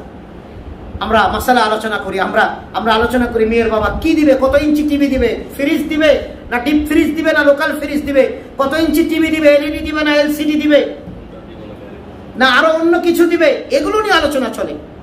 2 চাক্কা দিবে না 4 চাক্কা দিবে, এগুলো নিয়ে আলোচনা চলে। নাউযুবিল্লাহ। যার কারণে মেয়ের বাবা হলে মেয়ের বাবা মনে হয় পুরো আকাশ মাথায় ভেঙে পড়ে যায়। এটা আমাদের হওয়ার ছিল, এটা আমরা প্রাপ্য, কেননা আমরা ধর্মের ভিতরে নাই। আমার মেয়েকে কেউ বিয়ে করতে আসলে তো আমি এটা বলবো না, আমি পরিষ্কার বলবো, কোনো ফকিরের বাচ্চার কাছে এই মেন্টালিটি, ফকিরের বাচ্চার কাছে আমার মেয়ে বিয়ে দেবো না। শরীয়তে যতটুকু আসছে ততটুকু আলোচনা করো, তার বাইরে কোনো আলোচনা নাই। আমার মনে যদি চাই 10 জনকে খাওয়াবার সামর্থ্য থাকলে খাওয়াবো, না থাকলে খাওয়াবো না, না হলে চলে যাবো, বাবা তোমার আমার বিয়ে দেওয়ার দরকার নেই। কারণ আমরা যখন দিন থেকে দূরে চলে যাব, আমাদের কাছে এমন আত্মীয়রাই আসবে। আর যখন আমরা দিনের সাথে সম্পৃক্ত থাকবো, আমাদের কাছে আত্মীয় যারা করতে আসবে তারা ওইভাবেই আসবে। কথা ঠিক না বেঠিক? এই তাবলীগের বিশ্ব ইজতেমার মাঠে বিয়ে হয় না? কথা বলে না কেন? বিশ্ব ইজতেমার মাঠে বিয়ে হয় না? তারা কি গরু জবাই করে খাওয়ায় মেয়ের বাবা? হ্যাঁ, বিশ্ব ইজতেমার মাঠে যে বিয়ে হয় সুন্নত তরিকায় হয়। আমার পীর মসজিদ, আমার শাইখের মসজিদে, যাত্রাবাড়ি মাদ্রাসা মসজিদে প্রতি সপ্তাহে তাফসির হয়, হযরত তাফসির করেন, প্রতি সপ্তাহে প্রায় বিয়ে হয়। এখানে মেয়ের ঘরের কোনো খাবার নেই, মেয়ের ঘরের কোনো ইন্তজাম নেই। মেয়ের বাবারা, মেয়ের মা, তারা তো এমনিই মনে ব্যথা যে তাদের কলিজার টুকরা মেয়েটাকে আজকে থেকে ঘর থেকে বিদায় করে দিতেছে, যে মেয়েটা কোনোদিন কিছু করে নাই, কাপড় কাছে নাই, খারাপ পাক করে নাই, সারাদিন মারে হুকুম করছে, বাবারে করছে, ভাইরে করছে, বোনরে করছে। এই কলিজার টুকরা মেয়েটাকে আজকে আরেকজনের ঘরে দিতেছে, ওই ঘরে কিভাবে থাকবে না থাকবে এই টেনশনে মা বাবা অবস্থা এমনি খারাপ হয়ে যায়। আর সেখানে আবার মরার উপরে খারার ঘা, সেখানে আবার তাদেরকে এরকম জুলুম করা হয়। সম্মানিত ভাই, আমাদের যারা মুসল্লি, আপনারা যারা আমাদেরকে ফলো করেন, আমরা অনুরোধ করে বলবো, পরিষ্কার করে জামাইকে বলে দিবেন, মেয়ের ব্যাপারে কোনো আলোচনা চলবে না। মেয়ের শুধু মোহরের ব্যাপারে আলোচনা, মেয়ের পরিবারের তথা মেয়ের বাবার সাথে মেয়ের কে দিবেন না দিবেন এগুলো লেনাদেনা আলোচনা করলেই বুঝবেন যে এরা ভেজাল্লা মানুষ। ভেজাল্লা মানুষ যারা বিয়ের শুরুতেই ভেজাল সৃষ্টি করে, তাদের ঘরে আপনার মেয়ে অন্তত গিয়ে সুখী হতে পারবে না। যারা শুরুতেই অবৈধ কার্যক্রম দিয়ে শুরু করলো, তাদের ঘরে গিয়ে আপনার মেয়ে কিভাবে শান্তি পায়? কিন্তু দুঃখজনক, আমরা যদি বলি যে আপনাদের মেয়েদেরকে একজন আলেমকে দিয়ে বিয়ে দেন, একজন হাফেজকে দিয়ে বিয়ে দেন, একজন মুফতিকে দিয়ে বিয়ে দেন, অন্তত দুনিয়ার তেমন কিছু না দিতে পারলেও সুখটা দিতে পারবে পরিপূর্ণ, শান্তিটা পাবে আপনার মেয়ে ইনশাআল্লাহ। মদখোর হবে না, গাঞ্জুট্টা হবে না, মদদি হবে না, নিজের বিবিকে ধোঁকা দিয়ে আরো 10টা মেয়ের সাথে পরকিয়া করবে না। কিন্তু আমরা তো এগুলো, আমরা শুধু দেখি গাড়ি, শুধু দেখি বাড়ি, তার কত প্রতি মাসে তার স্যালারি কত ঢোকে ব্যাংকে, এগুলো দেখি। তো যখন এগুলোই দেখেন তো পরিণতি তো এটাই হবে যে আপনার মেয়ে গাড়ি পাবে, বাড়ি পাবে, আপনার মেয়ে স্যালারি পাবে, বাট আপনার মেয়ে স্বামীরে ঠিক মতো পাবে না। এজন্য ডিসাইড আপনি করবেন যে মেয়েকে কি গাড়ি বাড়ি এগুলো দিব না, মেয়েটাকে আমার স্বামী, সবসময় স্বামী তার সাথে থাকুক, এটা দিবেন। সম্মানিত ভাই, আমরা বলছিলাম যে অর্থের ব্যাপারটা কতটুকু একজন পুরুষের অর্থ থাকলে বিয়ে হতে পারে। এক মহিলা সাহাবী, বুখারীতে একাধিক জায়গায় হাদিসটি এসেছে, মহিলা সাহাবী এসে বললেন, ইয়া রাসূলুল্লাহ, আমি আপনাকে হেবা করে দিলাম। আল্লাহু আকবার বলেন। ইয়া রাসূলুল্লাহ, আমি আমার নিজেকে আপনার কাছে সুপর্দ করলাম, আপনি আমাকে বিয়ে করে নিন। খুব সিম্পল, ইসলামে এই বিষয়গুলো খুব সিম্পল করেছেন। হাদিসে কোরআনে আসছে, মুসা আলাইহিস সালামের বিবি যিনি ছিলেন শুআয়ব আলাইহিস সালামের মেয়ে, তিনিও তার বাবাকে ইঙ্গিত করেছিলেন যে এই লোকটাকে দিয়ে আমার বিয়ে দেন। মেয়ে তার বাবার কাছে বিয়ের প্রস্তাব দিতে পারে, এটা কোনো অসুবিধা নেই, ছেলে সম্পর্কে বলতে পারে, এবং বাবা গিয়ে যাকে পছন্দ হয় তাকে বলতে পারে। এগুলো ইসলাম এগুলো এত ইজি করেছে, আপনি ভাবতেই পারবেন না। আজকে আমাদের সমাজে বিবাহটাকে কঠিন করা হয়েছে, যার কারণে জিনাটা সহজ হয়ে গিয়েছে। আল্লাহর কসম করে বলছি, বিবাহটা সহজ করে দেন, সহজ করে দেন, সহজ করে দেন, এই সমাজে জিনা করার কারো সুযোগ থাকবে না। আজকে যার কারণে তো ডিমান্ড চুক্তি করে, যৌতুক চাই। কেন? একটা ছেলের 35 বছর বয়স, 40 বছর বয়স, 30 বছর বয়স, বিয়ে করাইতে গেলে যৌতুক চায়। কেন চায় বোঝেন না? চট্টগ্রাম থেকে আপনার ভাই এসেছে দীর্ঘ 12 ঘন্টা সফর করে, আপনি যদি তাকে বলেন যে ফ্রেশ হয়ে নাও, খাবার খাবে, চলো তোমার জন্য খাবার রেডি, আর আপনার ভাই যদি বলে না ভাই আমি খাবো না, তোমরা খেয়ে নাও, আমি খাবো না, এই কথার দ্বারা দুটা জিনিস বোঝা যায়, হয়তো ও রাস্তায় খেয়ে এসেছে, না হলে ওর পেটে প্রবলেম আছে। কথা বোঝেন নাই? যদি 12 ঘন্টা সফর করে রান করে এসে যদি কেউ বলে যে আমি খাবার খাবো না, এর অর্থটা কি? দুটা না, হয়তো ও খাবার রাস্তাতে খেয়ে নিয়েছে, যার কারণে পেট ভর্তি, যেহেতু ভাইয়ের বাসা, এখানে তো সবাই মহব্বতের, অথবা তার পেটের ভিতরে দাস্ত সমস্যা হয়েছে, আর পেটের ভিতরে ঝামেলা হয়ে গেছে, ও যার কারণে ও খেতে চাচ্ছে না, ভয় পাচ্ছে। তো একটা ছেলের যখন 30 বছর বয়স, 40-35 বছর বয়স হয়ে যায়, আর তাকে যখন বিয়ের কথা বলা হয়, সে যখন যৌতুকের বাহানা ধরে, তাহলে বুঝতে হবে যে এই ছেলের দুটো সমস্যা, হয়তো তার এই লাইনে হয়তো সে খেয়ে এসেছে, আর না হলে তার পেটের মানে মূল শারীরিক প্রবলেম আছে। কথা ঠিক ভাবে ঠিক বলে। না হলে একটা মানুষ একটা যুবক হওয়ার পরে কত দেরি করে আর বিবাহে? সম্মানিত ভাই, রাসূলুল্লাহ সাল্লাল্লাহু আলাইহি ওয়াসাল্লামের কাছে মহিলা এসে ইজি এগুলো। গত রাতে হাদিস পড়লাম, ওমর রাদিয়াল্লাহু তাআলা তার মেয়ের স্বামী মারা গেছে, ইদ্দত শেষ। আবু বকরকে কে বললেন, আবু বকর ভাই প্রথমে ওসমান রাদিয়াল্লাহু তাআলার কাছে গেলেন, গিয়ে বললেন যে আমার মেয়েটার তো স্বামী মারা গিয়েছে, ইদ্দত শেষ, আপনি আমার মেয়েটাকে বিয়ে করুন। ওসমান রাদিয়াল্লাহু তাআলা তখন দুজন বিবি আছে, একজন বিবি আছে, রাসূলের মেয়ে তার ঘরে। তো ওসমান রাদিয়াল্লাহু তাআলা বললেন যে ভাই আমি একটু চিন্তা করে আপনাকে মতামতটা দেই। আচ্ছা ঠিক আছে। একদিন দুদিন পরে ওসমান রাদিয়াল্লাহু তাআলা তার অপরাগতা পেশ করলেন যে আমি পারবো না ভাই। ওমর রাদিয়াল্লাহু তাআলা আবু বকর রাদিয়াল্লাহু তাআলার কাছে গেলেন, যাওয়ার পরে বললেন যে আবু বকর আমার মেয়েটা তো তার স্বামী মারা গিয়েছে, তো আমি চাচ্ছি যে তুমি সবচেয়ে ভালো মানুষ, তুমি আমার মেয়েটাকে বিয়ে করো। আবু বকর রাদিয়াল্লাহু তাআলা কোনো কথাই বলেন না, চুপ ছিলেন, অনেকক্ষণ চুপ থেকেছেন। ওমর রাদিয়াল্লাহু তাআলা উঠে এসেছেন।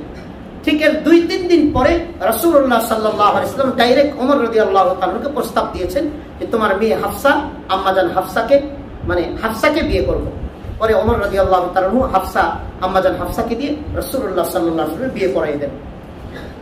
বিয়ের পরে আবু বকর রাদিয়াল্লাহু তাআলা ওমর রাদিয়াল্লাহু তাআলাকে ডেকে বললেন যে ভাই ওমর, তুমি হয়তো আমাকে প্রস্তাব দিয়েছিলে তোমার মেয়ের ব্যাপারে, কিন্তু আমি কোনো জবাব দেই না, চুপ করেছিলাম, হ্যাঁ না কিছুই বলি না, হয়তো তুমি কষ্ট পেয়েছো। ওমর বললেন অবশ্যই আমি কষ্ট পেয়েছি, কিন্তু ভাই তুমি প্রস্তাব দেওয়ার আগে আমাকে রাসূল বলেছিলেন, আমার সাথে একটু মাশওয়ারা করেছিলেন রাসূল যে আমি কি ওমরের মেয়েকে বিয়ে করতে পারি কিনা। তো রাসূল এটা ফিকির করছিলেন, কারণ রাসূলের ওহী আসা ছাড়া তো কিছু হবে না।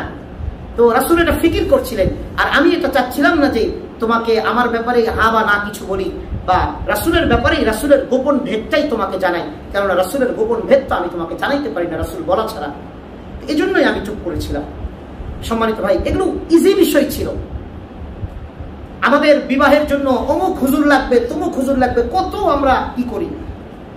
দেখেন রাসূলুল্লাহ সাল্লাল্লাহু আলাইহি ওয়াসাল্লাম এক যুদ্ধের ময়দান থেকে মদিনার কাছাকাছি চলে এসেছেন। হযরত জাবির ইবনে আব্দুল্লাহ রাদিয়াল্লাহু তাআলা, তার উটটা ছিল দুর্বল।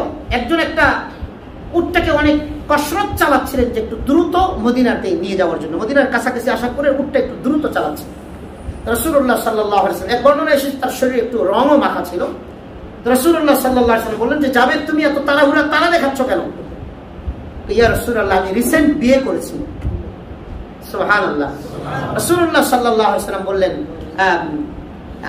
বাকেরা ইয়া সাইয়্যিবা, তুমি কুমারী মেয়ে বিয়ে করেছো না অকুমারী মেয়ে বিয়ে করেছো? তিনি বললেন ইয়া রাসূলুল্লাহ, আমি বিবাহিতা মানে তালাক প্রাপ্তা মেয়ে বিয়ে করেছি। এটা কেন করলে? ইয়া রাসূলুল্লাহ, আমার মা আমার ছোট ছোট কিছু ভাই বোন রেখে মারা গেছে।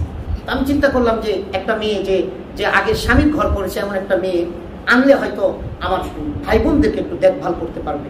আর কুমারী মেয়েকে বিয়ে করলে হয়তো সে বুঝবে না যে কিভাবে কাকে কি করবে, এটা বুঝবে না, এই জন্য আমি এটা করেছি।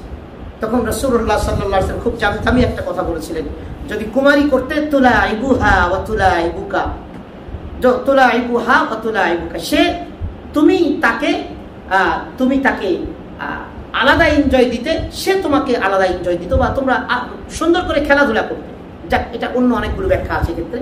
তো আমরা এখানে যেটা মুহাদ্দিসিনে কেরাম এখানে যে বড় বিষয় যেটা আলোচনা করেছে সেটা হচ্ছে যে জাবির ইবনে আব্দুল্লাহ রাদিয়াল্লাহু তাআলা মদিনাতে অবস্থান করছেন। কত সিম্পল ভাবে তারা নেই বিবাহটা দেখেন। মদিনাতে অবস্থান করছে, রাসূলও সেখানে মদিনাতে বিদ্যমান, কিন্তু তারা চিন্তা করলেন যে বিবাহ একটা জরুরি বিষয়, এটা করে ফেলি, রাসূলের কাছেই যেতে হবে, রাসূলের মাধ্যমেই বিয়ে করাইতে হবে, এরকম কোনো আলাদা হাদিসে নাই। তো রাসূল ওই মহল্লাতেই আছেন, তারপরেও তারা দুইজন সাক্ষীর সামনে তিনি বিয়ে করে ফেলেছেন। এত সিম্পল ভাবে এই বিষয়টা নেই। কিন্তু আমরা মানে একটা বিয়ে করলে, তার কারণ আমাদের সমাজে তো প্রসিদ্ধই আছে জীবনে বিয়ে একবারই হয়। নাউজুবিল্লাহ বলেন, হ্যাঁ জোরে বলেন নাউজুবিল্লাহ, আরো জোরে বলেন নাউজুবিল্লাহ। এটা টোটালটাই এটা হিন্দুদের কথা। জীবনে বিয়ে একবার হয় মানে, কারো বিবি মারা গেলে তার বিয়ে করতে হবে না, কারো স্বামী মারা গেলে তার আবার বিয়ে হবে না। জীবনে বিয়ে একবার হয় মানে তুমি কি গালিবুল গায়েব নাকি, যে তুমি যে বিবিকে নিয়ে আছো আর তুমি যে স্বামীকে নিয়ে আছো তোমার মৃত্যু পর্যন্ত তারা তোমার সাথে থাকবে? তো কিভাবে এই কথাটা বলো যে জীবনে বিয়ে একবারই হয়? টোটাল এটা হিন্দুয়ানি প্রথা, হিন্দুয়ানি কথা। সম্মানিত ভাই, আমরা মূল যে কথাটা বলছিলাম, ওই মহিলা সাহাবী এসে বললেন ইয়া রাসূলুল্লাহ, আমি আপনাকে হিবা করলাম। আল্লাহ হাবিব সাল্লাল্লাহু আলাইহি ওয়াসাল্লাম মহিলাটির আপাদ মস্তক দেখলেন। মসজিদে নববীতে বসা রাসূল আপাদ মস্তক দেখে রাসূল মাথা নিচু করে দিলেন। মহিলা সাহাবী যখন দেখলেন রাসূল কোনো কথা বলছেন না, তিনি বসে পড়লেন সাল্লাল্লাহু আলাইহি ওয়াসাল্লাম। পাশে একজন সাহাবী এই পুরাটা বিষয় খেয়াল করলেন। তিনি খেয়াল করার পর বললেন যে যিনি শুধুমাত্র একটা কাপড় প্যাচ দিয়েছিল, তার একটা লুঙ্গি ছিল, এতটুকু পরিমাণ অনেক প্যাচ দিতে পারেনি, একটা প্যাচ দেওয়া লুঙ্গি, নাভি থেকে নিয়ে হাঁটুর নিচ পর্যন্ত ফর্সটুকু ঢাকা ছিল, একজন সাহাবী পাশে বসা ছিল। তিনি ওই মহিলা যা যা বলেছেন সব শুনেছেন, রাসূল কি করলেন সেটাও দেখলেন। তো মহিলা যখন বসে পড়লেন, রাসূলও কোনো কথা বলছেন না। তো ওই সাহাবী বললেন ইয়া রাসূলুল্লাহ, যদি এই মহিলাটির আপনার বিবাহের দরকার না হয় তাহলে এই মহিলাটিকে দিয়ে আমাকে বিবাহ করিয়ে দিন। রাসূলুল্লাহ সাল্লাল্লাহু আলাইহি সাল্লাম চুপ করে আছেন। সাহাবী আবারও বললেন ইয়া রাসূলুল্লাহ, এই মহিলাটিকে দিয়ে আমাকে বিবাহ করে দিন। রাসূল আবারও চুপ করে আছেন। রাসূলুল্লাহ সাল্লাল্লাহু আলাইহি ওয়াসাল্লাম প্রতিটি কাজে, প্রতিটি কর্মে হিকমা আছে। যে মহিলাটি তাকে পেতে চাচ্ছিলেন, হুট করে রাসূল কি বলে দিবে যে তুমি করো বিয়ে? ভাই কথা বোঝেন নাই? মহিলাটির আশা অনেক বড় ছিল যে আমি রাসূলের বিবি হব, এবং রাসূলের বিবিরাও চাইতেন যে তাদের আত্মীয় স্বজনকে দিয়ে রাসূলকে বিয়ে দিন। যে আম্মাজান উম্মু হাবিবা সুফিয়ান রাদিয়াল্লাহু তাআলা উম্মু হাবিবা, গতকালকে পড়লাম বুখারীর বর্ণনা, তিনি বলছেন ইয়া রাসূলুল্লাহ, আপনি আমার এক খালাতো, আমার এক ভাগিনীকে আপনি বিয়ে করে নিন। কোন কাকে? অমুককে। কেন? ইয়া রাসূলুল্লাহ, আমি জানি যে আমার সতীন আছে, কিন্তু আমি চাচ্ছিলাম যে আপনার সাথে কেউ যদি বিবাহ বন্ধনে আবদ্ধ হয় তো তার জীবনটা সৌভাগ্যময় হবে। তো আমার এই ভাগ্নিটি বা আমার এই বোনটি কেন সৌভাগ্যবান হবে না? এই জন্য আমি চাচ্ছি যে সে আপনার সাথে বিবাহ করে নিন। রাসূলুল্লাহ সাল্লাল্লাহু আলাইহি ওয়াসাল্লাম বললেন যে দেখো, তুমি যে মেয়েটার কথা বলছো সেই মেয়েটা হচ্ছে যে আমার দুধ বোন, সেই মেয়েটা হচ্ছে আমার দুধ ভাইয়ের মেয়ে, আমার দুধ ভাইয়ের মেয়ে, তথা সেই মেয়েটার বাবা যে আবু লাহাবের বাদী সুয়াইবিয়ার দুধ পান করেছে, ঠিক আমিও সেই আবু লাহাবের বাদী, আমার চাচা আবু লাহাবের বাদী সুয়াইবিয়ার দুধ আমি পান করেছি। অতএব নিজের ব্লাড কানেক্টেডের কারণে যে সমস্ত আত্মীয় সম্পর্ক হারাম হয়ে যায় বিবাহ করা, ঠিক দুধের সম্পর্কের কারণেও তাদেরকে বিবাহ করাটা হারাম হয়ে যায়। তো যাক, রাসূলুল্লাহ সাল্লাল্লাহু আলাইহি ওয়াসাল্লাম সাহাবী দুইবার বলার পরে তিনি চুপ ছিলেন, রাসূলও চুপ, মহিলাও চুপ। তৃতীয়বার সাহাবী বলার পরে মহিলাও কোনো কথা বলে নাই। তখন রাসূলুল্লাহ সাল্লাল্লাহু আলাইহি ওয়াসাল্লাম বললেন যে মোহর দেওয়ার মতো তোমার কাছে কিছু আছে? তিনি বললেন, ইয়া রাসূলুল্লাহ, আমার কাছে তেমন কিছু নাই। যাও, ঘরে যাও, যদি একটা লোহার আংটি থাকে সেটা নিয়ে আসো, এটা মোহর দিয়ে বিয়ে করাই দেব। সাহাবী ঘরে গেলেন, ঘর থেকে এসে বললেন, ইয়া রাসূলুল্লাহ, লোহার একটা আংটিও আমাদের ঘরে নাই। আল্লাহ রাসূল সাল্লাল্লাহু আলাইহি ওয়াসাল্লাম বললেন, আবার যাও, ভালো করে তন্ন করে খুঁজে দেখো ঘরে কিছু আছে কিনা। আবার গেলেন, আবার আসলেন, একই উত্তর। রাসূল বললেন, আবার যাও। তৃতীয়বার আবার গেলেন, আবার গিয়ে এসে বললেন, ইয়া রাসূলুল্লাহ, আমাদের ঘরে কিচ্ছু নাই দেওয়ার মতো তাকে, তবে আমার এই যে লুঙ্গিটা আছে, তহবনটা আছে, এটা আছে, যদি আপনি চান আমি এটা দিয়ে দিতে পারবো। রাসূলুল্লাহ সাল্লাল্লাহু আলাইহি ওয়াসাল্লাম বললেন যে মিয়া, তুমি কি বলো? এটা তো সে পড়লে তোমার কোনো কাজে আসবে না, তুমি পড়লে তার কোনো কাজে আসবে না, এটা দিয়ে সে কি করবে? অতঃপর রাসূলুল্লাহ সাল্লাল্লাহু আলাইহি ওয়াসাল্লাম দীর্ঘক্ষণ চুপ ছিলেন। সাহাবীও বসে আছেন, মহিলাও বসে আছেন। অনেকক্ষণ চুপ থাকার পরে সাহাবী উঠে চলে যাচ্ছিল, ব্যর্থ মনোরথ হয়ে, মনের মধ্যে খুব দুঃখ, ব্যর্থ হয়ে চলে যাচ্ছিলেন। রাসূলুল্লাহ সাল্লাল্লাহু আলাইহি ওয়াসাল্লাম তাকে ডাকলেন, এই শোনো, এদিকে আসো, কোরআন শরীফ পড়তে জানোনি? কোরআন শরীফ সূরা মুখস্থ আছে? হ্যাঁ ইয়া রাসূলুল্লাহ, আমার এই এতগুলো সূরা আমার মুখস্থ আছে। তো যাক, আলহামদুলিল্লাহ, এই মুখস্থ সূরার বিনিময়ে আমি তোমাকে নারীর সাথে বিবাহ বন্ধনে আবদ্ধ করে দিলাম। একজন সাহাবী এমন ছিল যে মুহাদ্দিসিনে কেরাম বলেছেন যে তুমি এই নারীটিকে এই কটা সূরা মুখস্থ করায় দিবা, এই নারীকে কি করবা? এই কটা সূরা মুখস্থ করায় দিবা, আর এই মুখস্থর বিনিময় তথা তোমার মোহর হবে কোরআন। তোমার মোহর হবে কি? কোরআন। সুবহানাল্লাহ। একজন সাহাবীর ব্যাপারে এটা খাস।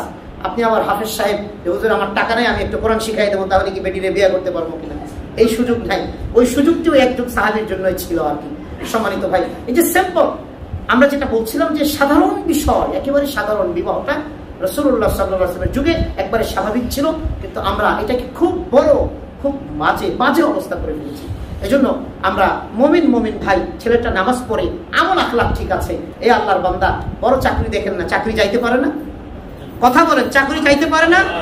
হ্যাঁ, গাড়ি বাড়ি ধ্বংস হতে পারে না? হ্যাঁ, কত কোটি টাকার মালিক ধ্বংস হয়েছে না হয় নাই? হাজার কোটি টাকার মালিকও পথের ভিখারি হয়ে গিয়েছে। এরকম ইতিহাস আমাদের সামনে আছে, আমাদের দেশেও আছে। কিন্তু একটা কথা মনে রেখেন, ঈমান আর নেক আমল যার আছে, এটা ধ্বংস হওয়ার কিছু না। ঈমান ও নেক আমল যার আছে, যে ছেলেটার আছে, ওই ছেলেটার কিচ্ছু না থাকতে পারে, যার আল্লাহর উপরে ভরসা আছে, আল্লাহর কসম করে বলছি, তার আর দুনিয়ার কিছু লাগে না। সে খেয়ে থাক না খেয়ে থাক, সে মনে করে আমার আল্লাহ আছে, আর আমি এমন একজন রবের ইবাদত করি, এমন রবের গোলামি করি, আমার রব তো দুনিয়ার সব কিছুর চেয়ে সবার চেয়ে বড়। আল্লাহু আকবার, সবার বড়। ইয়্যাকা না'বুদু ওয়া ইয়্যাকা নাস্তাঈন, আল্লাহ তোমারই ইবাদত করি, তোমার কাছেই সাহায্য প্রার্থনা করি। এজন্য মেয়েদের বাবারা আমাকে কয়েকজন আমাকে প্রস্তাব দিয়েছে আমার মেয়ের ব্যাপারে, আলহামদুলিল্লাহ, যে তার বিয়ের ব্যাপারে। এক ভাই তো বললেন যে তার বাড়ি গাড়ি সব আছে। আমি বললাম ছেলে হাফেজ হতে হবে, আলেম হতে হবে, মুফতি হতে হবে, আমলি হতে হবে, আর কিচ্ছু আমি দেখবো না। ভালো হাফেজ, ভালো আলেম, ভালো মুফতি, আমলি কিনা ছেলে, তার বাড়ি গাড়ি, অন্য কোনো কিছু আমার দেখার দরকার নেই। এই তিনটা যদি থাকে, এই তিনটা অমর, দুনিয়াতেও থাকবে, কবরেও থাকবে, আখিরাতেও থাকবে, মিজানেও থাকবে, জান্নাত পর্যন্ত থাকবে, জান্নাতে গিয়েও থেকে যাবে। অতএব আমার বাড়ি গাড়ি দিয়ে কি হবে? দুদিন পরে মারা গেলে কি থাকবে? বাড়ি গাড়ি কি করবে? সম্মানিত ভাই, এজন্য আমরা অনুরোধ করবো, এ ব্যাপারে আরো অনেকগুলো আলোচনা আছে, আরো টুকিটাকি আভ্যন্তরীণ কিছু বিষয় আলোচনা আছে বিবাহ শাদীর ক্ষেত্রে, আগামী জুমাতে আমি করব। আজকে যে সমস্ত বাবারা আছেন, যাদের সন্তানরা যুবকরা মোটামুটি খুব স্মার্ট হয়ে যাচ্ছে, আপনাদেরকে হয়তো নামাজের পরে গিয়ে ধরতে পারে যে বাবা হুজুর কি হুজুর কি কি কথা বলছে আপনি শুনেছেন তো? তো বাবারাও প্রস্তুত থাকেন আমাদের প্রশ্ন, আমাদের কথা, যে একটা ধার্মিকা মেয়ে পেলে আপনার ছেলেকে দিয়ে বিয়ে দিয়ে দেন, আপনি ধার্মিক ছেলে পেলে মেয়েকে বিয়ে দিয়ে দেন। দুনিয়া এত দেখেন না, কারণ দুনিয়ার ধোকায় অনেকেই ক্ষতিগ্রস্ত হয়ে গিয়েছে। আর আখিরাতের কোনো ধোকা নেই। আখিরাতের যা কিছু আছে এগুলো সব প্রকাশ, এবং এগুলোই হচ্ছে ওয়ালাল আখিরাতু খায়রুন ওয়া আবকা। আল্লাহ বলছেন আখিরাত হচ্ছে বাকি থাকবে এবং উত্তম। ওয়ালাল আখিরাতু, আখিরাত খায়ের, কল্যাণকর, ও আবকা, এবং এটাই থেকে যাবে। সম্মানিত ভাই, এজন্য আসুন আমরা আজকে মোটামুটি যে আলোচনা করলাম, যে বিবাহকে আমরা সহজ করি। ছেলে বিয়ে করাইতে গেলে মেয়ে পক্ষের কাছে কোনো দাবি দেওয়া নেই, শুধু মোহর নিয়ে কথা। মনে থাকবে তো ইনশাআল্লাহ? মনে থাকবে তো ইনশাআল্লাহ? মেয়ের বাবারা আস্তে আস্তে অনুষ্ঠানটা বন্ধ করে দেন। একবার এক মসজিদের এক আমার মুসল্লি বলে, হুজুর এবার পাইছি হুজুর, গত 20 বছর থেকে হুজুর মানুষের দাওয়াত খাইতে খাইতে জীবন আমার পানি হয়ে গেছে। এখন কি হয়েছে যে হুজুর কয়েকদিন পর আমার মেয়ে বিয়ে দিব, এমন অনুষ্ঠান কর্ম, সবার থেকে 5 লাখ টাকা খরচ করবো, কমসে কম 20 লাখ টাকা কামাই করবো। দেখছেন কি ব্যবসা, কি বিজনেসম্যান, কত বড় বিজনেসম্যান হযরত। আমাদের অধিকাংশই তো মেন্টালিটি এটা না হলে আপনি চেয়ার টেবিল বসান কেন? খাওয়ার দিয়ে আবার ভিক্ষা চান কেন? এই কথা বলেন। মেন্টালিটি এটা না হলে চেয়ার টেবিল বসান কেন? বিবাহের অনুষ্ঠানে চেয়ার টেবিল কেন ভাই? বিবাহের অলিমা সুন্নাহ, অলিমা নিয়ে ব্যবসা করেন আপনারা, অলিমা নিয়ে ব্যবসা করেন আপনি, সুন্নাত নিয়ে ব্যবসা। আহা, বিবাহের অলিমাটা সুন্নাহ, এটা নিয়ে ব্যবসা শুরু করে দেয় মানুষ। এটা চেয়ার টেবিল বসায়, নাম লিস্ট করে, কারণ পরে দেখা যাবে যে সরকার সাহেব কি দিয়েছে, অমুক দরকার সাহেব কি দিয়েছে, অমুকে কি দিয়েছে, এই নামটা, হ্যাঁ উনি এত কম দিচ্ছে, ওনার ছেলের বাড়িতে ছেলের বিয়ের সময় আমি আংটি দিলাম, ওনার মেয়ের বিয়ের সময় চেন দিছি, আর উনি মাত্র 2000 টাকা। কত বড় স্বেচ্ছার মানুষ! এগুলো আর আমার আত্মীয় স্বজনের দাওয়াত দিতে হবে না, আছে না নাই? আমাদের এই মসজিদেরই এক ভাই, আমার মহব্বতের ভাই, উনি বলছেন হুজুর মাসে প্রায় 15 থেকে 20,000 টাকা বিয়ের দাওয়াত খেয়ে আমার দিতে হয়। আপনাদের মুসল্লি, এই মসজিদের ভাই, মাসে 15 থেকে 20,000 দাওয়াত খেয়ে ওনার টাকা দিতে হয়। তো সামাজিক ভাবে আসি, কি করব? আমি বললাম যে আমি জীবনে কোথাও টাকা দেই নাই, মৃত্যু পর্যন্ত দেওয়ারও নিয়ত নেই ইনশাআল্লাহ। এই হারাম কাজ আপনি যে করছেন, আপনার সূচনা, আপনি বন্ধ করে দিন। 1 দিন 2 দিন 3 দিন, 1 সপ্তাহ বা 1 মাস 2 মাস 5 মাস, 1টা 2টা 5টা 10টা বাড়িতে টাকা দিবেন না। অমুক মিজান সাহেব সভাপতি, ওনার কোনো টাকা নেই, উনি কোনো টাকা দেননি, মিজান টাকা দেয়নি, যা আগামী থেকে দাওয়াতি দিতে হবে। আপনিও বাইচা গেলেন, ওই 20,000 টাকা আলেম ওলামারে দিয়ে, ওই 20,000 টাকা আপনি কি করেন অন্য জায়গায় দিয়ে, এতিমখানায় দিয়ে নেকি পাইবেন। এই ব্যবসায়ীদেরকে দিলে কোনো নেকি নাই, কোনো নেকি নাই, বরঞ্চ তার আমলটাও নষ্ট করছেন, আপনার আমলটাও নষ্ট হচ্ছে। মাঝখানে আফসোস ফ্রি। আফসোস কি? খাইলাম 300 টাকা, দিলাম 2,000 টাকা, 1700 টাকা নাই। এজন্য আফসোস ফ্রি হওয়ার দরকার নেই। নিজেরা একটু আমলের দিকে উদ্বুদ্ধ হন। মেয়ের বাবারা কোনো খাওয়াবেন না। যদি আপনার মনে চায়, যদি কেউ কন্ডিশন দেয়, টোটালি অফ, কোনো খাওয়াবো না। আর যদি আপনার মনে চায় যে না, আমার বাচ্চাটা, আমার মেয়েটা প্রথম মেয়ে, শেষ মেয়ে, মাঝারু মেয়ে, আমার 2টাই মেয়ে, তো 3টাই জীবনে, তো 3টাই অনুষ্ঠান করব, মেয়ের বাবার কোনো বাধ্যবাধকতা নেই। যদি মনে চায় যে 10 জন 20 জন তারা আসবে, তাদের একটু মেহমানদারি করলাম, এলাকার কিছু মুরব্বী, এলাকার কিছু আমলি মানুষকে খাওয়ালাম, আলহামদুলিল্লাহ, ওয়েলকাম। কিন্তু সুদের টাকা নিয়ে অনেকে বিয়ের অনুষ্ঠান করে, সুদের টাকা নিয়ে বিয়ের অনুষ্ঠান করে, এটা জানেন আপনারা? আমাদের কাছে এই রিপোর্টও আছে। সুদের টাকা নিয়ে বিয়ের অনুষ্ঠান করে, সুদের টাকা নিয়ে মা মইরা গেছে, মার 40 দিন বিয়ে করছে, মারে কি জান্নাতে না জাহান্নামে পাঠিয়ে দিচ্ছে? চিন্তা করেন মানুষের কতটুকু মেন্টালিটি নষ্ট হলে এই কাজগুলো করে মানুষ, যে আমাকে দেখাতে হবে। এই দেখানোর মেন্টালিটিটা ভাই আল্লাহর ওয়াস্তে আমরা বাদ দিয়ে দিই। আমি আল্লাহর জন্য যা করবো, আল্লাহর জন্য যা করবো, ইবাদত কার জন্য? আল্লাহর জন্য। আর বিয়ে শাদীতে অনুষ্ঠান করলে কোনো দান খয়রাতের ভিক্ষার ঝুলি নিয়ে বসবেন না। যদি এতটুকু সামর্থ্য থাকে 50,000 খাওয়ানোর, 50,000 খাওয়ার, মানুষের থেকে 1 লাখ খুঁজেন না, ভিক্ষার ঝুলি নিয়ে বসেন না। অন্তত আমাদের এই মহল্লায় আমরা দেখতে চাই না ইনশাআল্লাহ। মনে থাকবে তো ইনশাআল্লাহ? সভাপতি সাহেব, সেক্রেটারি সাহেব, আপনারা তো অনেক কিছুতেই বাধা দেন। আপনারা আস্তে আস্তে এই কাজগুলোতে আপনারা মানুষকে একটু উদ্বুদ্ধ করেন, না হলে আমার কাছে ধরে নিয়ে আসেন। বাপের উপরে জুলুম হলে আমরা এটা কথা বলবো ইনশাআল্লাহ। আমরা কথা বলে সামাজিকভাবে কিছু জিনিস বন্ধ করলে এগুলো আর হয় না। কথা ঠিক না বেঠিক বলতে? আসুন, শুধু খতিব সাহেব বয়ান দিয়ে দিলেন, হুজুর খুব মজা লাগছে, এক কান্দে শুনলেন, আরেক কান্দে বের করে দিলেন, এতে কোনো ফায়দা হবে না। আমরা এখানে যে কথাগুলো, আমরা এখানে যে থিমগুলো আপনাদেরকে অ্যাপ্লাই করি, যে বিষয়গুলো আমরা এখানে বলি সেই বিষয়গুলো যদি সমাজে গিয়ে বাস্তবায়িত হয়, আপনার ব্যক্তি জীবন, আমার ব্যক্তি জীবন, পারিবারিক জীবন, সামাজিক জীবনে আমরা যদি বাস্তবায়ন করতে পারি, তাহলে সম্মানিত ভাই এই সময়টা আমাদের মূল্যায়ন হলো, এই কথাগুলোর মূল্যায়ন হবে। যে কথাগুলো বললাম আমাদের সবাইকে রব্বুল আলামিন সহিভাবে বুঝাইবার আমলের তৌফিক দান করুন। সবাই বলি আমিন। ওয়া আখিরু দাওয়ানা আলহামদুলিল্লাহি রাব্বিল আলামিন। সম্মানিত ভাই, ইনশাআল্লাহ আপনাদের জন্য সুখবর আছে। আজকে আমাদের বাদেশা তাফসীর হবে আমাদের মসজিদে ইনশাআল্লাহ। কয়েকজন বলেছেন আলহামদুলিল্লাহ। সাথে সাথে আপনাদের জন্য আমাদের দুই তিন ভাই আমাদের জন্য তাফসীরের পরে মেহমানদারিরও ব্যবস্থা আছে আলহামদুলিল্লাহ। ইনশাআল্লাহ বাদাল এশা আমাদের এশা হয় 7:30টায় না 7:30টায় এশা হয় ইনশাআল্লাহ। আমরা এশার পরপরই মুত্তাসিল আমরা সুন্নত বেতের পরে আমরা তাফসীর শুরু করে দেব ইনশাআল্লাহ। তাফসীরের পরে আমাদের মেহমানদারি আছে, আমরা মেহমানদারিকে কবুল করে তারপরে ইনশাআল্লাহ আমরা যাব। আর আমাদের সম্মানিত এমপি মন্ত্রী মহোদয় ও মন্ত্রী মহোদয়, আমাদের সম্মানিত আমাদের মন্ত্রী মহোদয় জনাব জাহিদ আহসান রাসেল সাহেব, তিনি করোনায় আক্রান্ত, তাই না ভাই? তিনি করোনায় আক্রান্ত। তো আমরা দোয়া করি আল্লাহ তাআলা তাকে এই রোগ থেকে পরিপূর্ণভাবে মুক্ত করে আবার আমাদের মাঝে ফিরে নিয়ে আসুন। সবাই বলে আমিন। এবং তাকে মৃত্যু পর্যন্ত আল্লাহ নেক কাজের সহযোগী, সবার মাঝে নেক কাজ করা এবং নেক কাজের সহযোগী বানিয়ে দেন। সবাই বলি আমিন।